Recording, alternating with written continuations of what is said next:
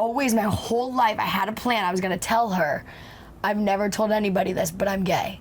And I feel like the one person that I just want to know that I'm gay is you. Welcome. So excited to have you both here. Congratulations on such a phenomenal season. I've been watching every single step of the way. I've been talking to you over Zoom, these past few weeks, and it's been a remarkable season. I mean, how would you describe this experience for you? I know you said it's been life-changing. It really has been. I feel like we've gone through so much in this season. You know, I came up with this 2 days ago. I was like, we've died, survived, and thrived all in the last 86 days. I mean, spending 86 days with someone in a row is not easy at all. And I got to talk to some of the other pros and celebrity couples while we were on a jet earlier this morning / last night. And hearing how they worked together and had fights, like it's a normal thing. And they were like, well, you guys never did that? And we were like, no, everything was good. And I think that's one of the reasons why I'm so upset that it's over is because it was so good and so fun and so magical. And it made me learn so much about myself, about life, and it just, I mean, I'm going to take lessons that I learned through this show through my entire life. Yeah, I mean, Jessalynn, what would you say is the biggest transformation that you noticed in your daughter from start to finish? You know, it's interesting. We always were like, how is JoJo going to become an adult? What's adult JoJo look like? And we were always like, it will just be organic and natural. And it literally happened before our eyes. Right. You know, week 1, no spray tan, sparkles in the hair, purple colored hair. And we loved it. We thought that was the best ever. And then it just evolved and like, literally, it was unreal. Yeah. It's exactly that. I feel like everyone thought week 1 was it. Yeah. I even told that to someone yesterday. I was like, I thought week 1 was as good as it was going to get. Yeah. Well, did I know? I look back at week 1 and I'm like, oh, I don't even want to put it in my video montage. Right? Like, this is not the same person. You know, when we spoke a couple of weeks ago, you jokingly said that I would be livid if I didn't win Dancing with the Stars. Yeah. How do you feel about it now? I mean, listen, getting second is something where you're just like, oh, we were right there. But it's weird because I've been wanting to post this online, but I don't know how to say it properly in writing. Besides, I mean, I know how to say it when I'm actually speaking, so I'm okay to talk about it, but I feel like in writing it just sounds funny. Winning is everything, but winning was something we already did.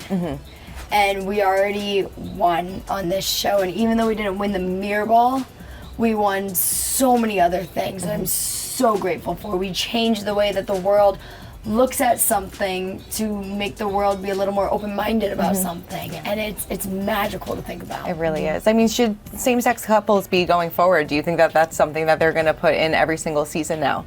You know, I think if it makes sense. Right. I think that I don't ever want it to be taken as making fun of or taken as something that now we're just doing to do.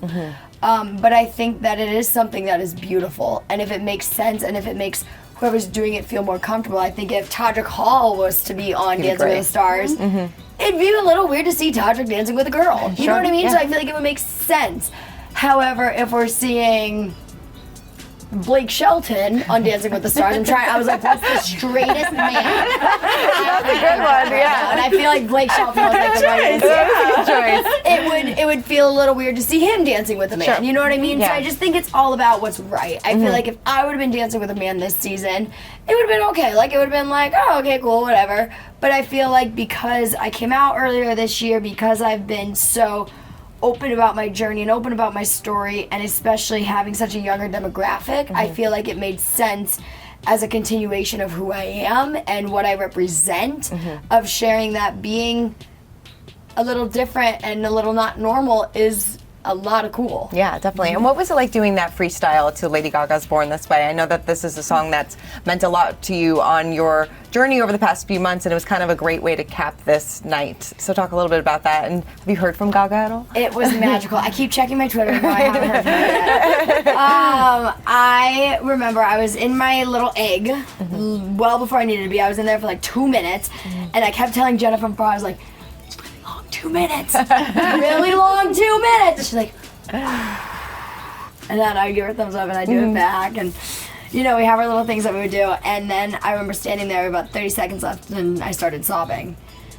And I was like, oh, we got to pull it together fast. We have to pull it together really fast. We have to really pull it together fast. And the second that I heard, it doesn't matter if you love him, I was immediately pulled together.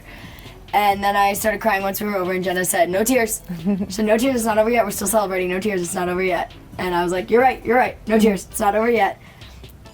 We're like, I'm gonna miss it. It's kind of over. Right. And she's like, it's okay. Come here. It's okay. Dancing to that song meant everything. I love that song. I feel like in my head something clicked when I learned that those words said, no matter gay, straight, or bi, lesbian, transgender life, I'm on the right track, baby, I was born to survive. Something clicked that told me, wait, it's okay. You know what I mean? I always knew that song was about being born this way, but something about sexuality clicked for me that I was like, oh, it's not that bad. Lady Gaga believes in it, I do too. You know what I mean? Yeah. I always said, and something I just talked about, I don't think I've told you about this, but I just told Jenna about it like 2 or 3 days ago. It's a very new thing. I've never shared this with anybody. But I always told myself, like, if I ran into Gaga at center stage, or if I ran into Gaga at her concert and I saw her and I got to go backstage, I was always, my whole life, I had a plan. I was going to tell her. I've never told anybody this, but I'm gay. And I feel like the one person that I just want to know that I'm gay is you. And I mean, I never got the chance to do that. I came out to the first. But she was my original, like, that's the one person I'm going to tell. Like, I love that. I think that's fantastic. I didn't tell anybody because I didn't want anybody. Nobody else could know, you know what I mean? I couldn't tell anybody, like, hey, if I meet Gaga, I'm going to tell her I'm gay. Like, and I'm not a private person. It's a very private thing for me. I mean, what was that conversation between the two of you like when you first had that conversation? Because obviously, Jessalynn, you're so supportive, and you know, a lot of families are, you know, going through the same thing and having those conversations. So, I mean, what was that like for you? It was easy. You know, we were on a ride in the Magic Kingdom, and I texted her, and I said, what's going on between you and the Grinch? Because Kylie was wearing a Grinch costume. And she said, nothing, Mom, like that. Nothing, Mom, stop. And then she texted me back the little praying emoji. And like nothing, but she wanted something to happen. So then my wheels kind of started turning, and then they said goodbye to each other because the trip was over. And she came back to the car and she was crying. And I said, you're more than friends, right? And she said, no, come on. No. She said, you really like her, huh? And I said, yeah. And you said, as friends or as more than friends? And you said, I said more than friends. Yeah. And I said, okay. I feel like part of the problem with coming out to your family is everybody knows but doesn't talk about it a lot of the times. And I feel like as a kid, you don't know what your parents are gonna think. You know, like for me, I was like, I have no shame in telling my friends, but what about my family? Like it's just like Were you terrified? No and yes. Okay. You know, I just didn't want anything to be weird or for them to feel like anything was weird. But I think because my mom asked me, I was okay with telling her. Sure. I actually, that same day, that same morning, Kylie was like, are you going to tell your parents? And at the time I was like, if it comes up, yes. If it doesn't come up, no. If they ask me, I'm going to be honest. If they don't ask me, I'm not going to tell. Yeah. Thank God I asked. Right? Yeah. Yeah. We probably, if you never would have asked, we would have been secret till you would have asked. Yeah.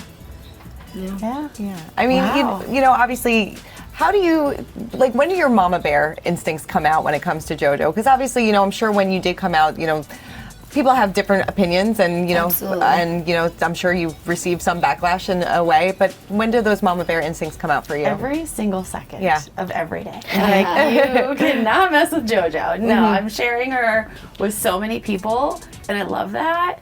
And they have to love her back. And if they don't, they have to deal with me. That's just the end of story. Yes. I mean, that must be amazing for you to have such a supportive mom in your corner. Somebody sent her a text the other day and told her to be a role model.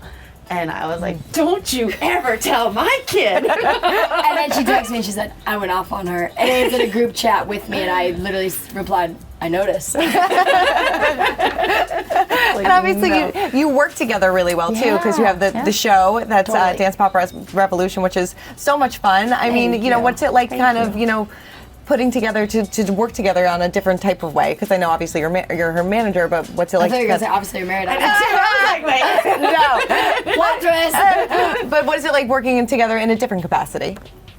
I think it's cool. I mean, I think for me to get to work with her is probably better than her to get to work with me. But I think I'm lucky. You know, I get to spend time with my teenage daughter doing something that we love, and it's like the little things, like having lunch together every day, working with the kids, collaborating, picking out music, and listening to each other, and laughing and tricking each other. And there's a funny bit in the show, and she's like, "Where'd my mom go?" And I literally was like behind something tying my shoe, and I'm like, "I'm right here tying my shoe." And I'm like, "Oh, she was worried about where I was." You know, it's cool. I have really, really, really great, massive sized attachment issues, and a big one is to my mom. Well, that's not a bad thing. Exactly. Yeah, definitely. You know, you said, you know, in your post to Jenna thanking her, obviously the two of you became best friends, like sisters, that she pushed you in ways and challenged you in ways that you didn't think was possible. Was there a specific week or a specific moment that you really felt like, okay, this is the new me?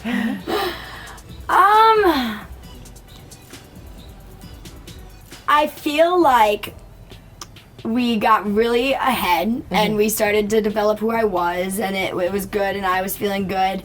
And then it was the week that we did our tango, and it was Queen Week. I believe that was week 7, and it was great. And we decided at the beginning we were gonna strut. And we were coming off of doing Pennywise. It was a scary clown. Before that was Sandy and Frenchie. She was innocent. Descendants, Prince Charming. We had been pretty innocent for a minute. And I feel like when we did tango and Jenna said strut, I walked, and let's just say I walked like I'm gonna say a sheep. Like I just was kind of like walking like this. Yes. And Jenna was like, okay, so here's what we do. We walk with our pelvis under, not forward. I was like, okay, pelvis under. She's like, we step on straight legs. I was like, okay, I was going heel ball toe bent legs, but we'll go straight legs. And our arms are down, and we hold ourselves high, and our chin is up, and our chest is out, and we call it tits over toes. Tits are over our toes, and we strut. And then we did it, and she was like, okay, now don't be afraid of your butt. She was like, use your body. Yeah. And I feel like that week I really transformed from that was my little knock. Yeah, you feel like you found your sexy side during all of this. Yeah, absolutely. Totally. I mean, what's that like for you, kind of watching that? I could see it happening, but I don't know the BTS of how it happened. I know there was probably some rough moments of JoJo figuring it out and Jenna helping her. And Jenna had really great patience. Yeah, and I think that's really cool because you don't have an older sister, you have an older brother, you know, and that's what older sisters do. They help their little sisters, and I think that's a really cool thing because she didn't have to do that. Right. She wanted to do that for you, and that's really cool. And for me to watch it happen and watch it happen so nice is just all I could have asked for. That's one thing that we actually talked about the other day, is that we both are very happy that Jenna came into my life for a lot of reasons, but this whole experience, people got to see me transform on the hot side of things and transform into an adult, but they didn't get to see the other side of life that Jenna brought into me of I never prayed before any show. I always just kind of went out there and did my thing, and she prays before every single show, and she brought that into my life. Now before every single show, we stand together, we hold hands, we activate the Holy Spirit, we have a whole choreography that we do. Nobody got to see the genuine friendship and connection and bond that we had that was sweet and wholesome and innocent, to the let's go be hot on stage. You know what I mean? Yeah. It was so opposite ends of the spectrum that we had, that when they met together, it was beautiful. Yeah, and I know that you also went through a big thing in your personal life during this whole thing. Obviously, you went through a breakup. I mean, what was it like kind of trying to pull that all together and go out there and perform, and, nobody would have known? I explained this earlier. Dance is an art. And so therefore you pull from things that are happening in your life. That's what made the dance for my grandpa so special, is it was dedicated to him, and that was real. The Sandy and Frenchie, when it was Grease night and we did our foxtrot, that's what made that dance so special, because that story was real to us. We didn't have to act. Yeah. And, I went through my breakup on the week that we were learning, and then we actually broke up on the morning that we did the Prince Charming dance, when I was Prince Charming and she was Cinderella. And so trying to be in love while going through heartbreak was a challenge. And I just remember, in those minute and a half, I literally told Val, Jenna's husband, I was like, Val, listen, it's like, I need this right now. I was like, I'm being you for the next minute and a half. I was like, I am pretending I am you. I was like, I love you, but like, I need her to be mine for a minute and a half. I am going to be you and be madly in love with your wife, my wife, right now. Call me Val, you're JoJo, we're switching bodies. And a minute and a half ended, and I was like, all right, go back to Val now. Back to being your little sister. But it was tough, but all throughout rehearsals, I would come in and Jen and I wouldn't talk about anything. She knew everything was going on. And then at the end, she'd sit me down and she'd say, how are you? And I'd just bust into tears and just say I needed that. Yeah, just somebody ask how you're doing. And I also needed the day of rehearsals to not think about it because I wasn't thinking about it. Yeah. And then the second that I did, I broke. You know what I mean? Yeah. I know you said recently that you are looking for a little cuddle buddy. Oh. Know anybody good? I know you got your mom's a cuddle buddy. I do. She's the best. But are you ready to get back out there? Do you want to? Listen, I want a cuddle buddy bad. I am not ashamed to admit it. I want a movie night. I don't want to do anything that 18-year-olds aren't supposed to do. I don't like to do things that 18-year-olds are supposed to do. I'm against drinking. I'm against everything. I think it's something that you wait until later in life for, and there's age limits for a reason, and there's morals for a reason. However, cuddling is great. Yes. Movies are nice. Kisses are great. I am not looking for a relationship actively, no way, but I'm not opposed to if there's somebody that enters my life tomorrow that I think is awesome and treats me wonderful. Would I take things very slow because of the position that I'm in? Absolutely.